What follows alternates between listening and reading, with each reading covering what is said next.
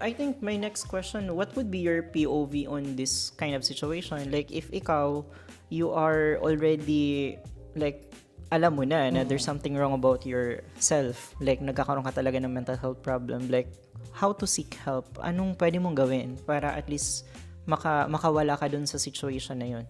Kasi ako, di ba, marami akong kaibigan. Pero hindi lahat ng kaibigan mo ay pwede mong i-share yung pinagdadaanan mo. You have to choose a specific person na, kumbaga, yung attachment nyo sa isa't isa is kilalang kilala ka. Yes. Parang ano yun lang, sir, is parang pag marami kang basher, the opinions of other people na nagbabash sa'yo sometimes won't matter. Depende na lang dun sa mga taong kakilala mo talaga kasi yun yung magbibigay sa'yo ng honest na response. Doon pumapasok yung natatakot ka i-share kasi baka husgahan ka. Baka kasi pag sinabi mo baka hindi nila maintindihan. Magets, yes. Baka kasi sabi mo, let's say, laki na problema ko.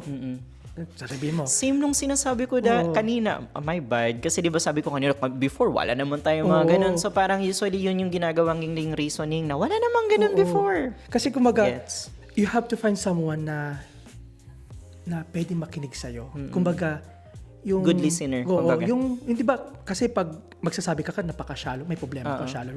Pero you need someone na talagang into detail hanggang lumalim usapan, doon mahuhook yung pinakaugat ng problema. Pero ako lang kung mag-share naman ako ng konting POV ko, no, I think more than knowing someone who can really talk about the topic, friends or relatives or whatsoever, I think pwede rin tayong pumunta dun sa mga proper at mga professionals. Diba? May mga ganito naman talaga na mga work for mga tao. And by the way, nabasa ko meron ng hotline now. Dito, yes. Ay, that's great. Kasi sa akin dati, wala akong malapitan.